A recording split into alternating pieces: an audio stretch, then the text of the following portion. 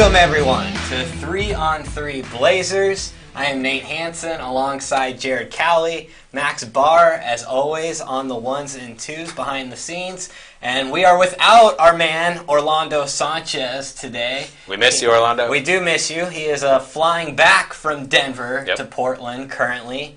Apparently the guy has to get a day off at some point here in April and May. It's a shame it has to be today though, because I mean last night the Blazers, how about that? Down 1-0, maybe had some people on the edge, and they come out, certainly didn't play their best game, but they got the job done, got the split that they wanted in Denver, and now they're coming back to the Rose City 1-1.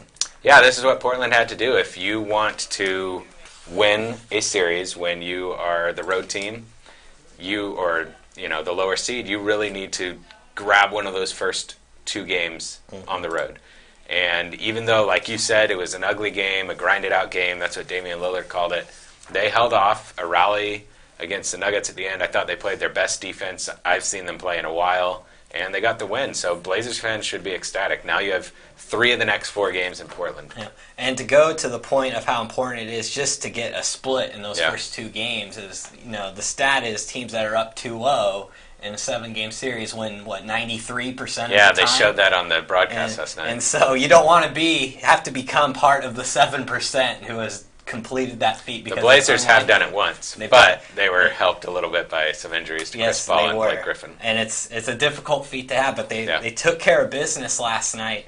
And this podcast is going to be a little different than what we did throughout the regular season. There's kind of more what we've been doing during the playoffs. Yeah, just kind of a free-flowing discussion, no 3-on-3 questions. But I want to start off with first, we saw in Game 1, the Nuggets pretty much had their way offensively, and then they couldn't make a shot last night in Game 2. So what adjustments did you see from the Blazers from Game 1 to Game 2?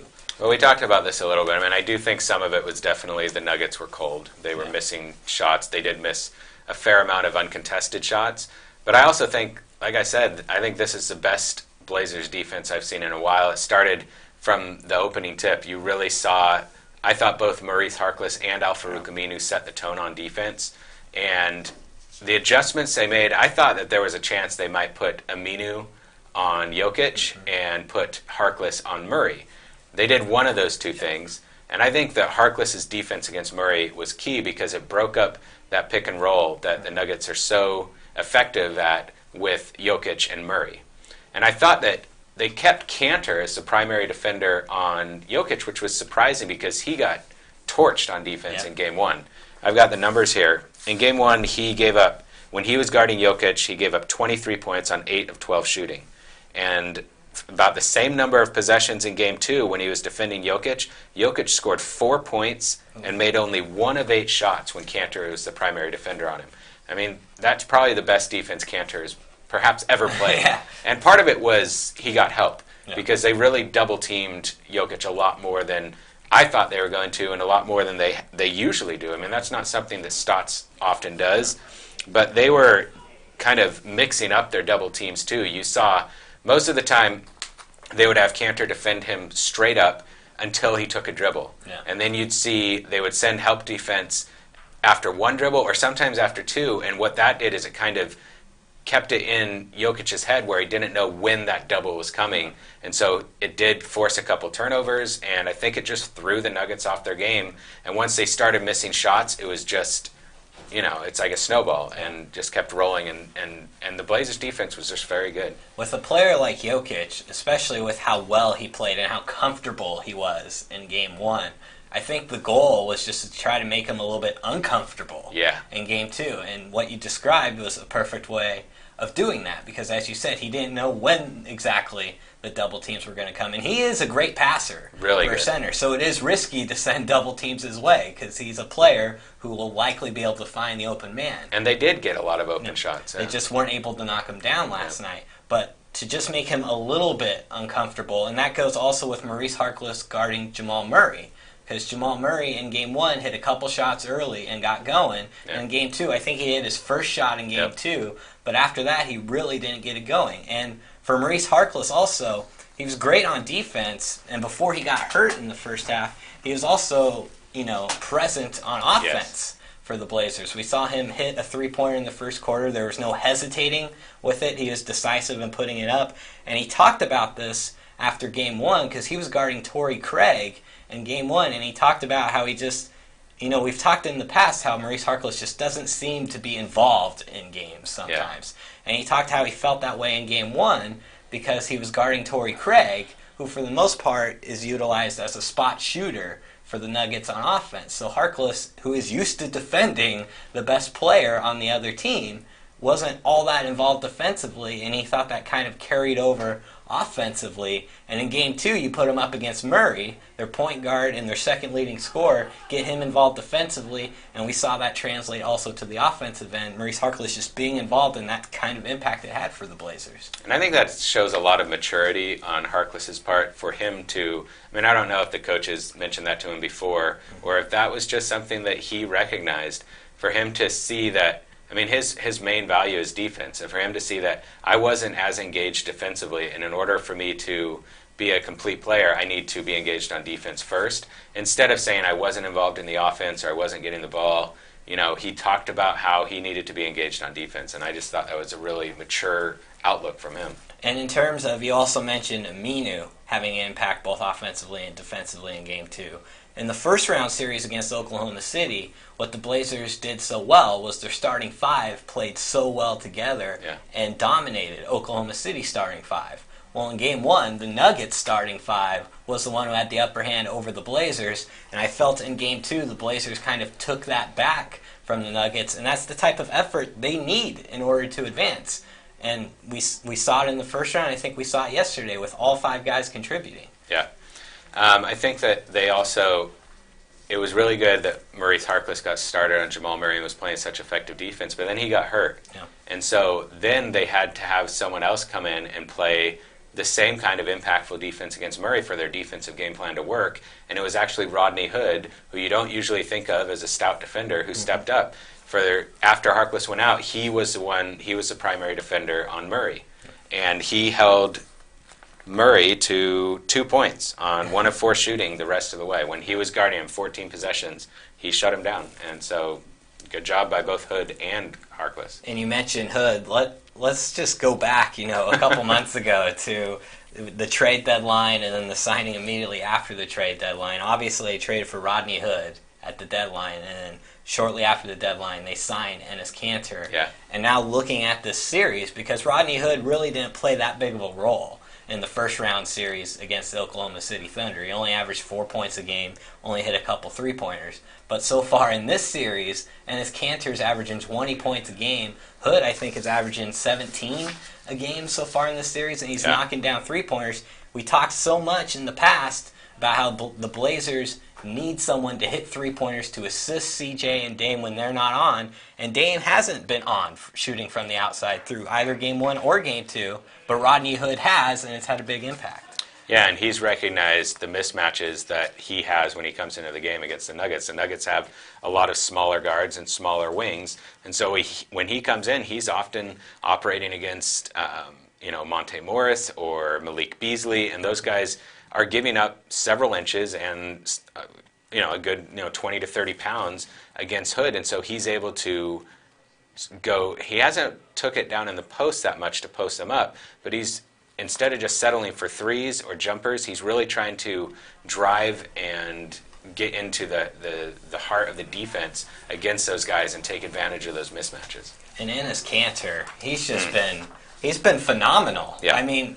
We were all concerned going into the postseason because of the old mantra we've heard, can't play Kanter in the postseason. And then he has an injury in the first round, and you continue just to wonder how long can he keep this up.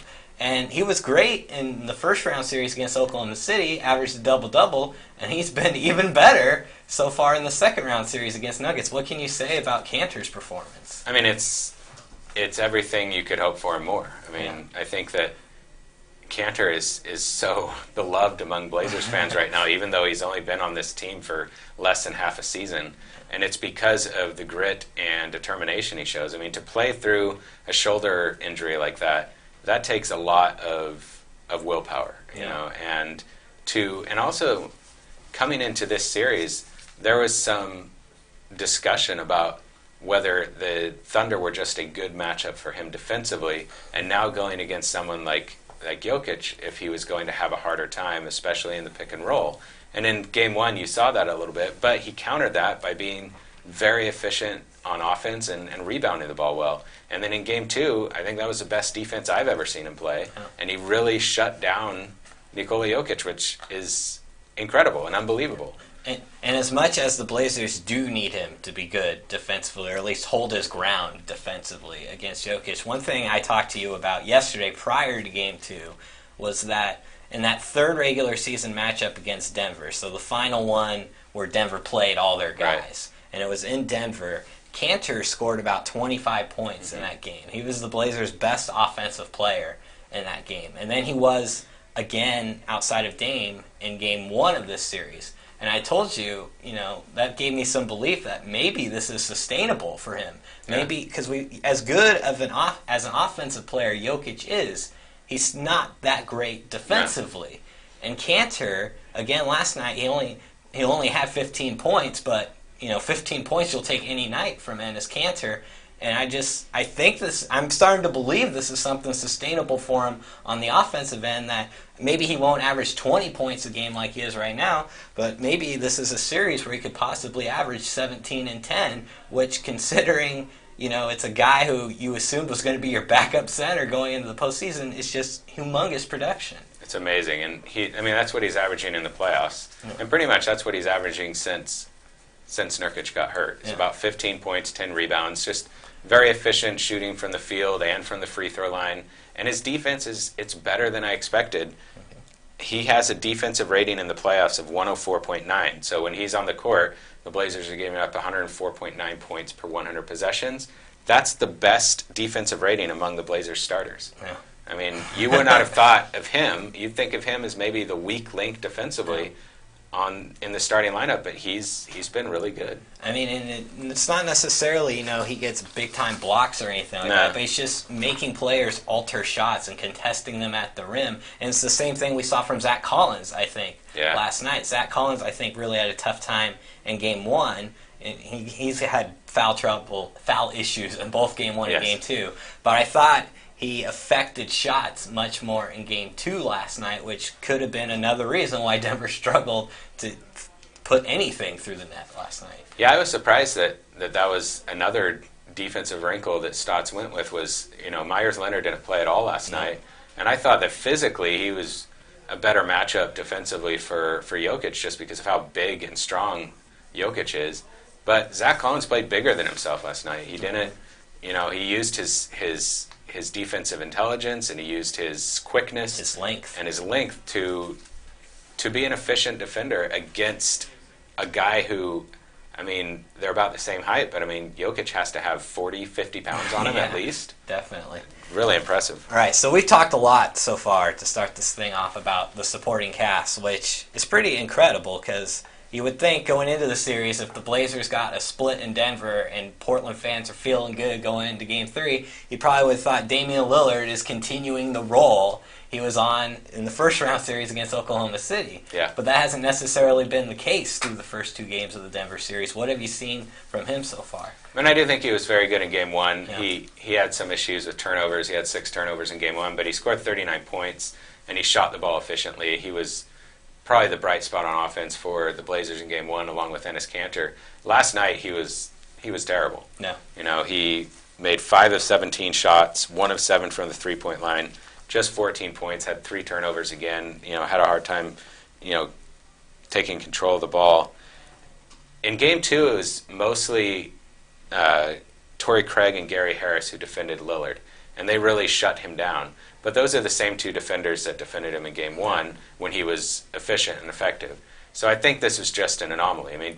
Lillard has been great in the playoffs. This was his first subpar game, and I think that he's going to bounce back with a huge game in Game 3 back in Portland in front of the home fans. I think his pride alone will result in an excellent performance in Game 3. So I'm not worried about Lillard having one subpar game. Okay, that was going to be my follow-up question: is what is your level of worry? Because how about you?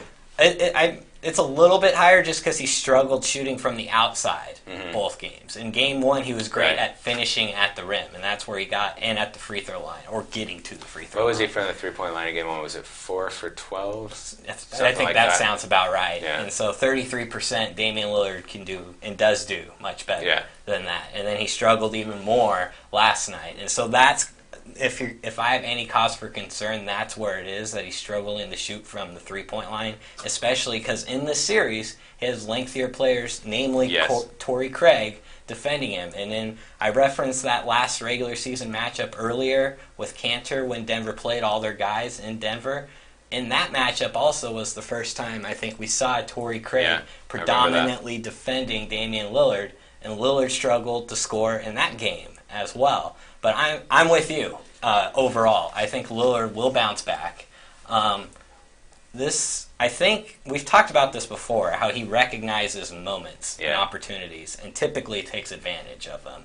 I think he recognizes how big Game 3 is, how important this series is. You know, while he is focused on the short term, there has to be just a little bit of thought in what this series can mean for him in the long term, and for the Blazers to advance to the Western Conference Finals. And they're in a great spot right now, even shorthanded. This is not the full Blazers team we thought they had. But so far, they've competed against Denver in the first two games, stole one game, even though Lillard didn't play well. That shows how far this team has come from last year against the Pelicans, when they completely broke down when Lillard and McCollum couldn't score at a high rate, to this year, they're winning a game in the Western Conference semifinals when Damian Lillard struggled and C.J. McCollum was a little bit better than average last night. And so I think he recognizes that they can really take control of this series if they just defend these two games at home. If they can win Game 3 and 4 and go back into Denver with a 3-1 lead against a team that, you know, has maybe had postseason confidence issues already in this playoffs, I think he recognizes this is a moment that he can see. So I'm with you. I expect him to bounce back. What about C.J. McCollum? We saw in Game 1 he wasn't that great, but in Game 2, I don't know if he was great, but he hit very timely shots in Game 2. I would say he was great in the second half. Okay. If you look at his overall numbers, they're good. 20 points, 6 boards, 6 assists, 8 for 20 from the field, 3 of 7 from 3. That's not bad. But in the second half, he had 15 points. He was 6 for 11 from the field, 2 for 4 on threes. And then late, he found Rodney Hood for that huge three with like 2 minutes left to put the Blazers up 10. I mean, kudos to Hood for hitting that shot. But also, one thing that I have, and I think he's been great at this in the playoffs, but C.J. McCollum, one thing I've wanted to see from him is improvement as a playmaker. Yep. And for him to find Rodney Hood and trust Rodney Hood in that moment, instead of searching for his own shot, that has so many positive ramifications down the road, you know, for him as a playmaker, and also just his teammate knowing that he has the trust of one of the star players. And he was very good. And I know you've been on McCollum about this since the beginning of the season. You wanted to see his assist numbers improve because that meant getting other players involved, and he didn't do that much in the first half of the season. I thought he got better as the season went on. Yeah. And the playoffs, his numbers have been better. In really this good. Series, he's averaging 4.5 assists per game. Yep. So that kind of speaks to that moment in and of itself. And I told you, I don't know if that's a play, that particular play you're talking about where he splits the defense, gets to basically the free throw line, and then kicks out to a wide open Hood in the corner. I told you, I don't know if that's a play he makes last year right, against the Pelicans. I mean, we saw the Pelicans, you know, blitz him and Dame, and both those guys struggled with that. And the Nuggets, on that possession, they blitzed him. And he was decisive and aggressive, split them, and as you said, instead of taking what would have been a decent shot from the free throw line, kicked it out to a teammate who was shooting well to get that extra point. And just a three-pointer is so much more deflating in that moment than, you know, a 2-point basket. And to get the lead back to double digits, even though it's just a difference of 1 point, a 9-point lead versus a double-digit lead just feels different. I also want to give McCollum some credit for his defense. After I look this up, I want to go back and look and see what he's done in the playoffs. But in the first 2 games, the players he has defended as a primary defender have scored 25 points in the 2 games. They're 8 for 29 from the field and 2 for 11 from 3. And I've noticed it too. Like, he's been very aggressive and focused on defense. And that's another thing that was a weakness of his game that he needed to improve. And so far, at least in this round, I'd like to go back and see what he did against OKC. But it seems like his defense has been much better in the playoffs too. Just active hands. And yeah. Like we said, it doesn't have to be something that shows up on a stat sheet. No. You would look at steals, and if he doesn't have 2 or 3 steals, you just brush it off. But it's just affecting players. Maybe it's stopping a guy from getting to his spot that he feels comfortable making that shot. And C.J. McCollum, in the first 2 games, as those stats bear out, has been great. So we've talked a lot about the first 2 games of this series. Let's look forward now. All right. Because the Blazers are coming home. They're coming back to Portland. And the series tied 1-1. They took care of business in Denver. How do you feel about the Blazers moving into games 3 and 4 this weekend? I feel really good, but I will first talk about something I am concerned about, and that's the status of Maurice Harkless. Because I think Harkless is so important to the success of this team and the success of the starting lineup. His defense can be game-changing. Yeah. And as well as Rodney Hood came in and played on defense in his stead in Game 2, I'm still not confident that that's something that he can sustain. And another difference between Rodney Hood or whomever else they have at small forward, if Harkless can't play, is rebounding. Yes. And I think Harkless not being able to be in there to help grab some defensive rebounds, obviously, and I don't know what happened in the fourth quarter last night when they gave up 14 offensive rebounds. That was a team-wide failure. But Harkless being in there would have helped. Yeah. And so I'm very hopeful that Maurice Harkless is able to play, but I'm also concerned that he's not going to. That was a bad ankle sprain. It looked really bad if you went back and watched the replay. He talked after the game about how the swelling was so bad and the pain was so bad that they just couldn't come back in the game. And he's day-to-day, and today, Coach Stott said that there's no update and that he believes Harkless is getting an MRI today. So we'll see, but I just think Harkless is really important to this team, and I'm afraid of what we're going to find out about this ankle. It's a potential series-changing injury. Yeah. If the injury is significant and serious, and say for whatever reason he can't play the rest, not just Game 3, but the rest of the series. Yeah. The rest of the series is going to happen in a 9-10 day span if it goes 7 games. That is a huge impact, as you said, and we saw the difference from Game 1 to the Blazers in the first half building a 15-point lead in Game 2. How just an involved and we said this all season, how much an involved Maurice Harkless makes a difference for this team. And Damian Lillard, he doesn't throw terms around lightly, but he's consistently called Maurice Harkless an X factor for the Blazers. So if you're having to replace him with Rodney Hood or Evan Turner, it's just not the same. It's not the same. It's going to be a little bit of a hit for the Blazers. But one thing the Blazers have shown is that they're a resilient group. This bunch. You are right. And so we'll see. We don't know anything that anyone else knows about Maurice Harkless' injury. At this point of seriousness, it would just be speculation. But you're right. If he is out for any time, it's a big impact. But we'll see, who can step up. Outside of the injury, how do you feel the Blazers coming home tied 1-1? I feel really good because the Blazers, I know that we talked before the series started about how the Nuggets are the best home team in the NBA, but the Blazers had the 3rd best home record in the NBA. They had the best offensive rating at home in the NBA. Denver's defense falls apart when they're on the road. They were a sub-500 team on the road, and their defense was 5.2 points worse per 100 possessions on the road than it was at home. And in the playoffs, this is a small sample size, but it's been 18 points worse per 100 possessions. Man. Their defense has just been terrible on the road in the playoffs. And again, we talked about it. Portland's offense at home is, 117 points per 100 possessions. It's almost unstoppable. Yeah. So I'm very confident that they'll be able to come in and get both of these wins against the Nuggets at home. I was going to put you on the spot here because I know you picked the Blazers to win this series and I think that's what has to happen if they're going to win this in 6. I think they have to get these 2 because I don't think they're going to win Game 5. Okay. I think that going back, it's a short, you have your travel day and then you're there. I think acclimating to the altitude in Denver on such a short trip like that makes it so hard to go in and get that win. And so I think that if they want to win in 6, and I think if it goes 7, I don't think the Blazers win it. Okay. And so if they want to win in 6, they have to win games 3 and 4 and then close it out in game 6. And you talked about how much better the Blazers are offensively at home. Just looking at some of the shooting percentages so far in this second round series, Dame's only shooting 26% from 3. Chief, where is he here? He's only shooting 20% from 3 so far in this series. So while Hood has been great, he's shooting 50%. CJ's shooting 35%. That's near his average. Yeah. When you're looking for guys to try to get on a roll, maybe Seth Curry, get more involved offensively. Coming back home can mean a lot for these guys. And I'm with you. I feel really good about the Blazers going into Game 3. One thing I will say, because I picked the Blazers to win this series in 7. Yeah. And I told you before the series, I think it's going to be wild. And I said I thought the Blazers would win one of those first 2. And I also said I think the Nuggets will win one of these 2. Yeah.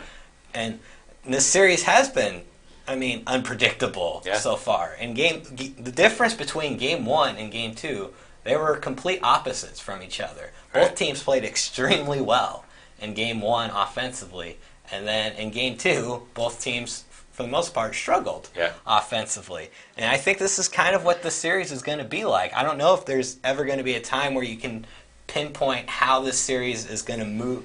If you had to say it's going to head in this direction, I don't know if we'll ever be able to do that in this series. I think these two teams are, in terms of talent, I think Denver's a little bit better, but I think they're extremely close. And I do too. And I think the Blazers' experience, which is why I picked them to win in 7, will ultimately be the difference. But I just have a feeling that it just seems too good to be true, doesn't it? That Portland would come home, win Game 3 and 4, and be up 3-1 heading into Denver. That just seems too good to be true, right? But everything we've seen this season has seemed too good to be true. It's been that kind of a season. Yeah. And so maybe I'm just getting used to it, but I'm really confident they're going to win both of these games. I think a big factor is Jamal Murray's health. Yes, that's because we all saw in the second half that he had heat packs on his thigh, on his right thigh. He was on the bike. He was on the bike trying to keep warm. You saw him on the court. He was visibly impaired. Mm-hmm. And he hurt his left thigh in Game 6 against the Spurs. And then it was his right thigh. So both of his legs are banged up in some way. We don't know exactly what it is. But he's everything for the Nuggets. As much as Jokic is their best player by far, when Murray is good, the Nuggets win, and when he's not, they lose. Yeah. This is from The Ringer, so all credit to them. So including the playoffs, Murray has made more than 45% of his field goal attempts in a game 40 times this season. In those games, the Nuggets are 31-9. The 28 times he hit fewer than 40% from the field, they're 13-15. Denver has won every playoff game in which he's scored 20 or more points, and the Nuggets have lost every postseason contest in which he's failed to crack 20, including Game 2.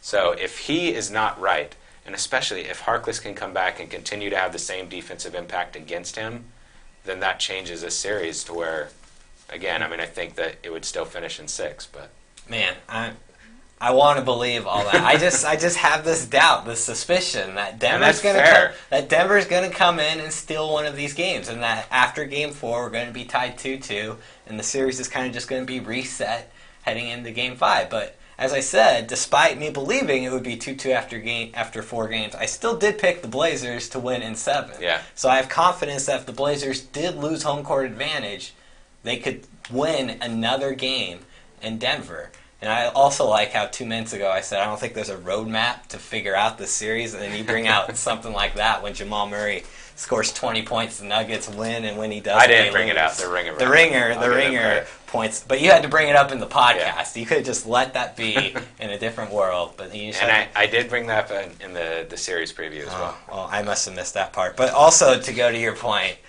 in terms of this series, net rating, Jokic is plus 12.6, Murray's plus 7. And the Nuggets in this series overall, only 2 other Nuggets are positive, and they're like plus 1 or plus 2.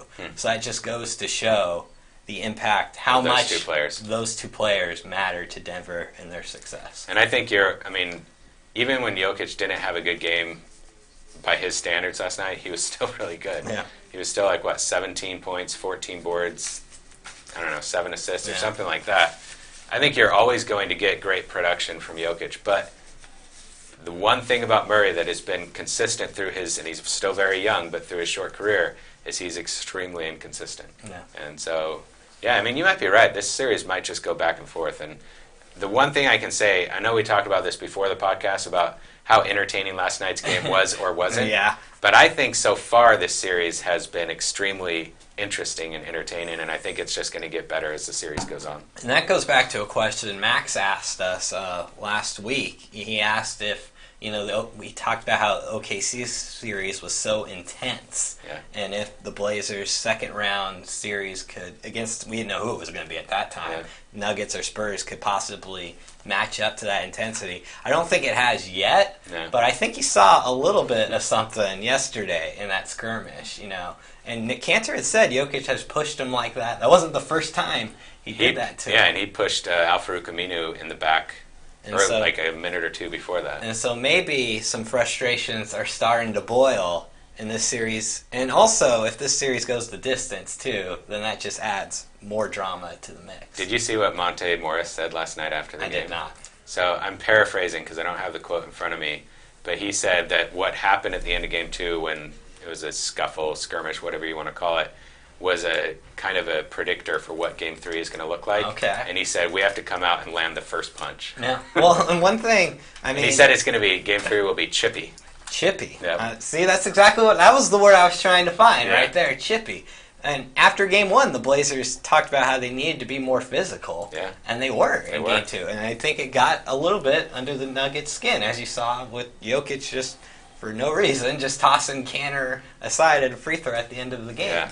And so maybe we'll see that here at the Moda Center. A little bit of that OKC intensity. Yeah, for certain, I definitely think Denver's going to come out very aggressive and very physical. Okay, so for me, the intensity hasn't been close to the OKC yet. But I think to your point, if it got to a Game 7, I think it would be that intense. Do you think part of that is just because Denver, outside of what he just said about Monte Morris, doesn't have anyone who's just speaking nonsense like the Thunder did? Yes, I think that's a big part of it. Even last night when Jokic said the Blazers didn't even play that well, I didn't even think that was an insult. No, it wasn't. I don't think that's like shots fired. No, he was right. Yeah, he was like, they didn't play that well, they can play a lot better than that. He followed it up by saying they can play better than that. And so, I didn't take that as an insult either. But anyways, you just heard his voice. The great... this is your part. This is your part to do. My bad. Don't want to step on toes. That's okay. We're going to move right into it. It's time for our favorite podcast game, Rip It. Woo! And our favorite podcast game host, Max Barr. And for time purposes, we're not going to have story time tonight, or today. Or tonight, whenever you're listening. Whenever it is. So take it away, Max. Woo! The Rip. There you go, Max. Thanks, guys. I'm nervous. Yeah, this did not go well for Jared. You should be nervous. Last time we did I should be nervous. Talk about shots fired. Yeah, I know. You already know how you stand, and he says you should be nervous. Before we dive back into Jared didn't even play that well. He usually plays better than that. Yeah. Before we dive back into the Rip It playoffs, quick reminder, you can subscribe to our podcast, 3on3 Blazers, wherever you're listening. And if you're listening on iTunes, please leave us a review.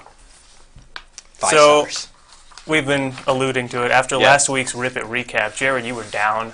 Yeah. As down as I've ever seen you. Almost inconsolable. I know. This didn't get caught in the podcast last week. You made a comment immediately after we stopped recording. What did I say? Talking about, you said how much of a high you were on because of the Lillard shot and everything. That's right. And how that was completely gone because you were so it's bad really sad that Rip Rip It could bring me that in a matter of minutes. It was gone. The magic was gone. Are you going to share my shameful... No. Okay, good. No, I'm not. Nate, on the other hand, you were riding so high. You said you were aiming for 4 out of 5. Nate, you got 4 out of 5. Called my shot. And then you referred to yourself as the Great Bambino. And Damian Lillard. Both of them. So, quick look at the standings. Wrong sport, my man. Yeah, the Sandlot, man. Orlando, who's not here, he's quietly leading the way with 6 points.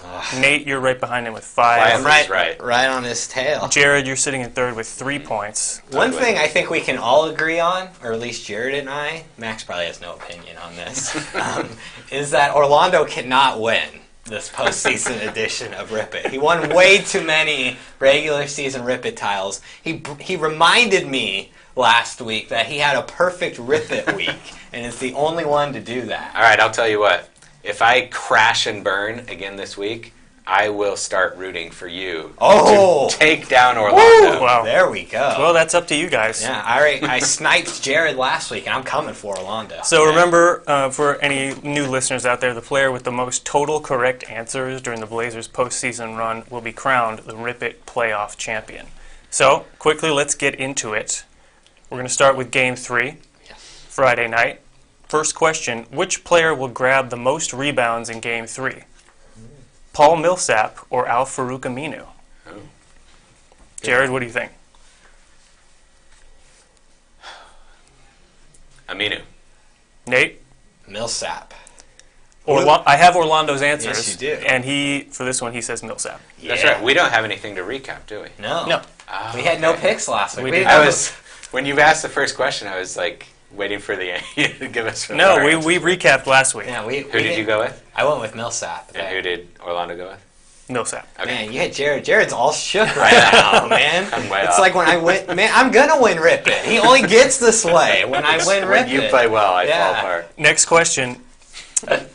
Game 3. Who will make the most three-pointers?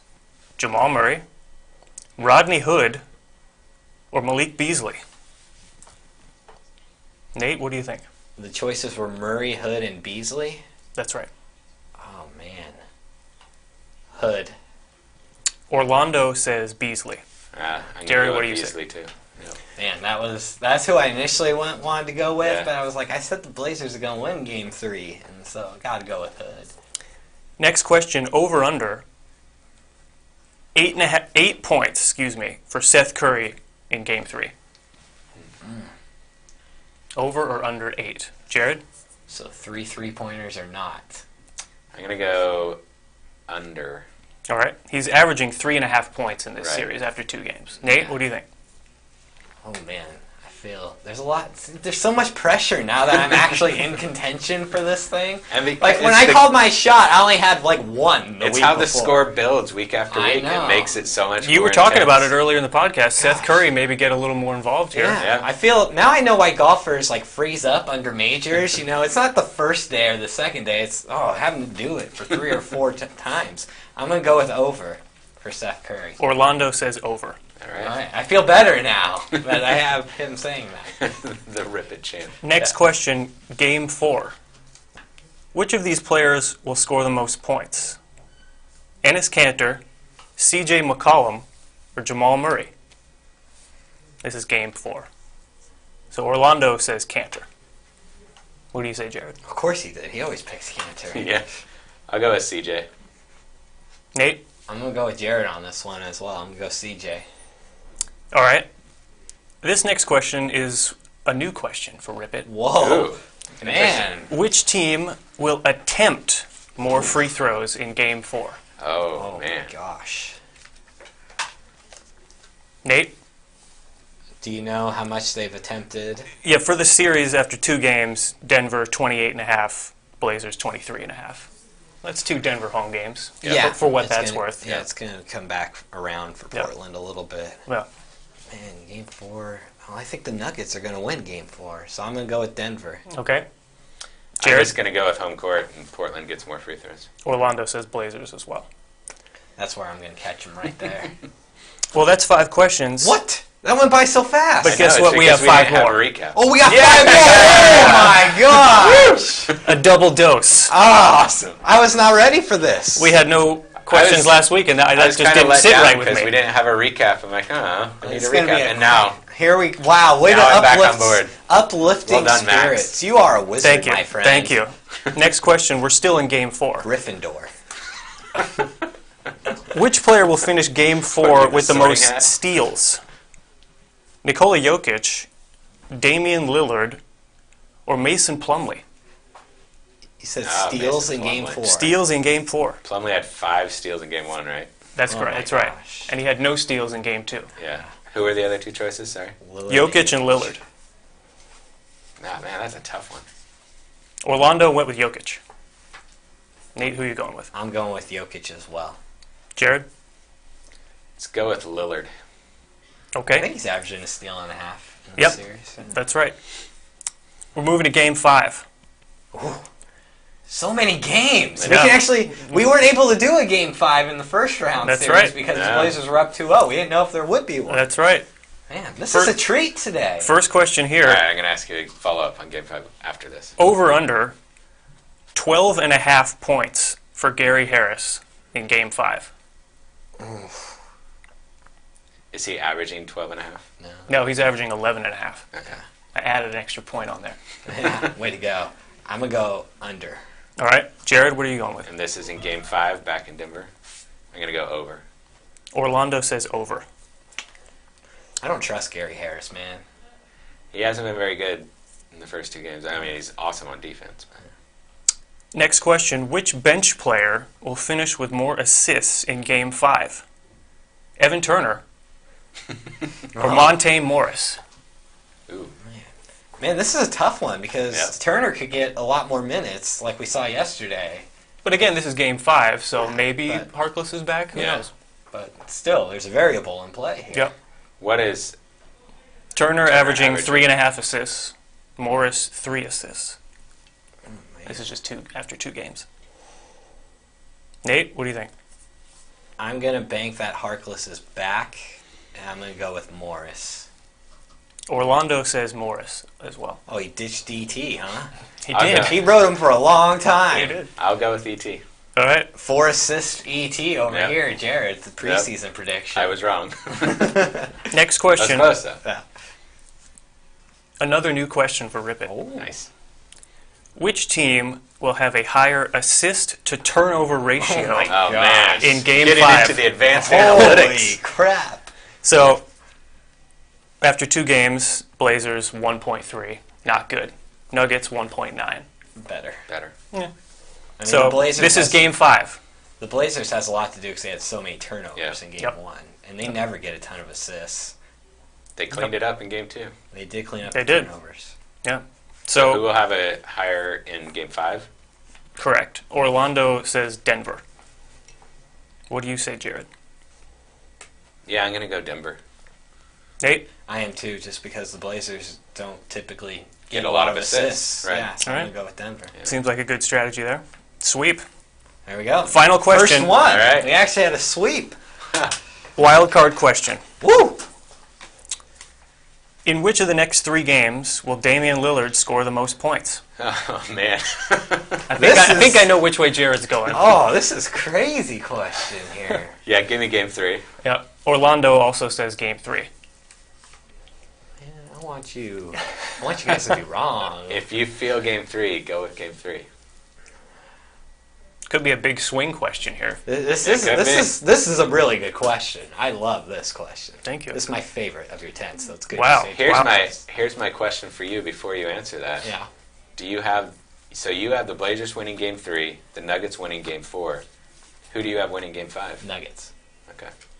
So then you have the Blazers winning 6 and 7. Correct. Wow. That's Correct. exciting.